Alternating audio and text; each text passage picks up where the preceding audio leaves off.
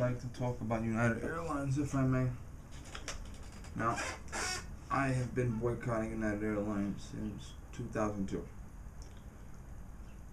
What happened was John Finn, the first Medal of Honor recipient from World War II and oldest living recipient at that time, was flying United, and not TSA but United had pulled him aside. He had bought boarding pass, but with one of his organizations. He belongs to 1,000 organizations, God bless his soul. And one of the organizations he belonged to paid for his boarding pass for him. And the United people gave him a lot of grief. They detained him. They made him take his shoes and socks off. He was 92 at the time. I think he shit himself because he had to change his pants. I don't know, he was an old man at the time. He ended up dying at 100. But they really, really, really mistreated him. Okay? And the oldest living Medal of Honor recipient, the first Medal of Honor recipient from World War II, is not the guy to mistreat. And they eventually told him, you paid for your boarding pass with a stolen credit card or a fake credit card, and they made him buy a new boarding pass right then and there with his own personal money, and it's just a fucking embarrassment. So I've been boycotting that ever since. And my mother made a vacation arrangement a couple of months later, and I said, I am not flying United. And I have not flown since. Now, most of the time, and Jimmy Kimmel said this, he's been to a million different stadiums and they never overbook. You could show me any stadium in America for any sport, they never overbook. 50,000, 70,000 people, never once overbook. They may every once in a while say, okay, here's a couple of tickets for standing room only, but they never overbook. Movie theaters. Every once in a while, movie theaters will say, okay, standing room only in the back, but they don't like to do it a lot because it's a fire hazard mostly. 500s like that. Never overbook. So how the fuck planes are always overbooking, I'll never know. Now, United had 4 employees that they needed to get somewhere for some reason to do whatever the fuck they do, flight attendants, counter, whatever the fuck they do. But they wanted 4 employees to fly. So what they usually do is a lot of the times the airline will say, if you give up your seat, we'll give you something. They have to give you a replacement ticket right away at no extra charge for the next flight out. That's what they have to do. They usually give you a discount on your next ticket after that. If you have to fly the next day, they have to put you in a hotel at their expense. It's not a very, just whatever hotel's available. Don't have to fucking Walt Astoria. A lot of young college guys do that. Most people, especially when I go away in the summer mostly, but most people when they go away, they try to come home and then have a day off before they go back to work, so they come fly home on Saturday, rest on Sunday, work on Monday. They want that buffer zone. But a lot of times, especially for young guys, college guys, if you're offering a night in a hotel and a 50% discount on the next ticket and a couple $100 cash in hand, a couple of college guys say, okay, I'll stay an extra day, no big fucking deal. Also, retirees do that. Guys that have no place to go, really. Okay? They do that. They offer an incentive. And if you have to go to Orlando Airport, restaurants, nice stores, so you have some things to do while you're waiting for your next plane. If you're in Orlando and you gotta stay overnight, the main lobby in Orlando, look up, fucking nice hotel in the airport, so it ain't that bad. I wouldn't want to be delayed in a real shit airport. I wouldn't want to be delayed in an airport where the nearest hotel is a $5 a night whorehouse down the block. But if you have a decent hotel, stay. If there's a couple of restaurants or stores, not a big fucking deal, you can stay. They're allowed to offer $1,300 cash for a domestic flight and $5,000 cash for international flight. So they say it's okay. Give up your seat, $400 plus a new ticket out. No takers. Okay. Give up your seat, $800. No takers. Okay. So we check the computer randomly. We have random lottery in the computer, and the computer selects 4 volunteers. 3 of those volunteers get off and take the $800 and leave. One of those volunteers says, I'm a doctor, my patients need me, I'm not going. So they call the police. They don't call security, they call the full-fledged police. He's in window seat. Oh god. I don't want to get off. He allegedly was waving his hands like, get away from me, like a little girl. But they grab him, drag him out. He bangs his face on the sheet. If it has face with blood on it, I'll put it down below. They drag him in the aisle. Everyone on the plane is screaming bloody murder and videotaping it. He actually comes back on the plane. There's a video of him coming back on the plane, running back on the plane like a fucking what the fuck. And then I didn't get off again or whatever, but he got off. Now, when you go to criminal court, okay, criminal court, the only time you get a jury is like for real high profile cases. Juries, okay, only 1% of the guys in criminal court see a picture of a jury. But criminal court, they care about one thing. Did you do it, yes or no? Okay, they don't care about anything else. They just want to know, did you do it? Civil court, people are suing for money.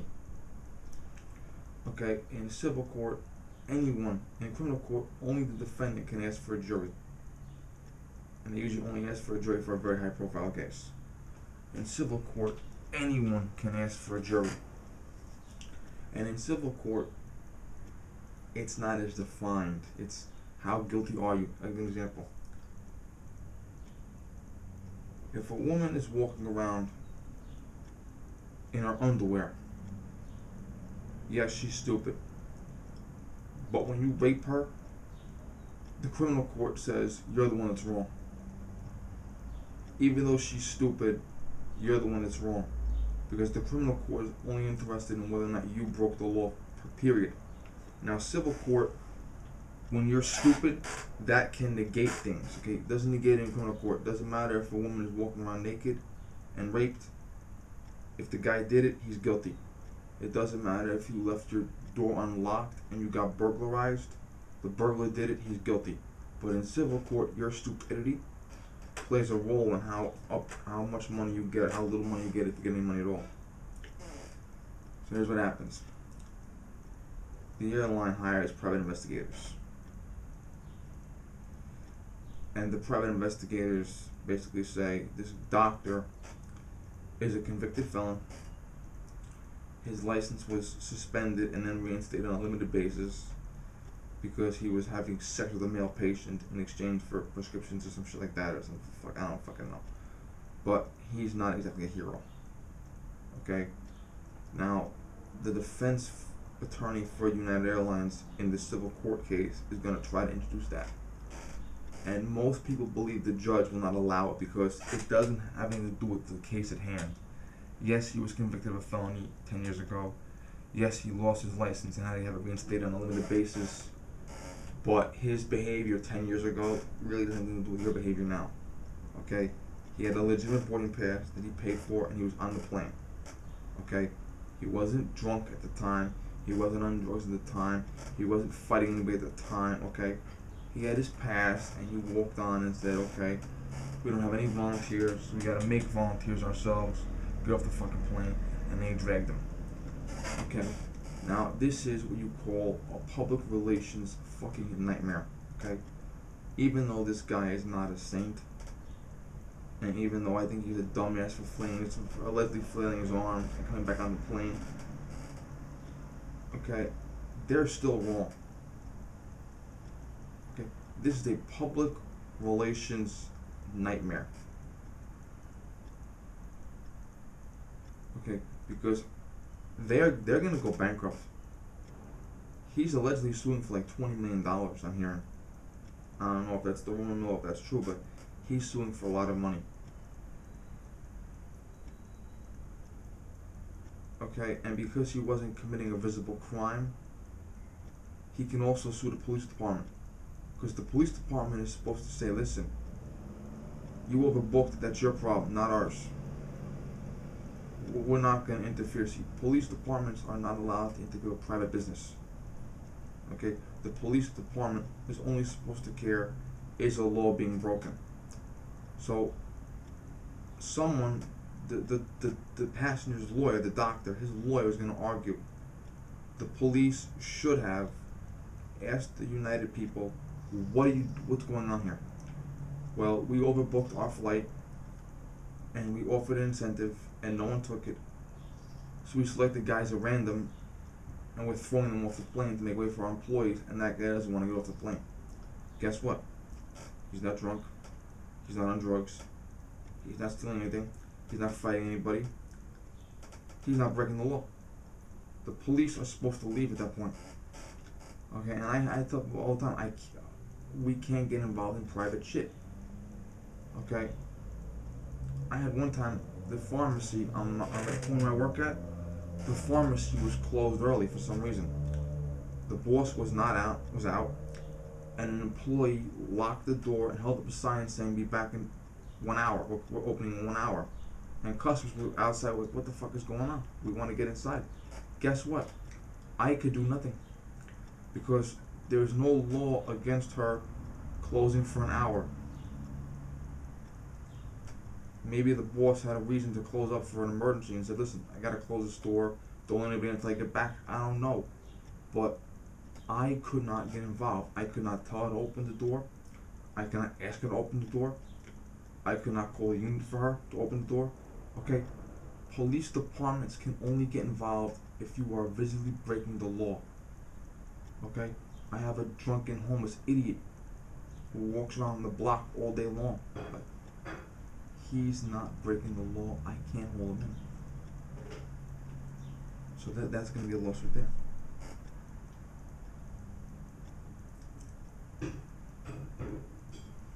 And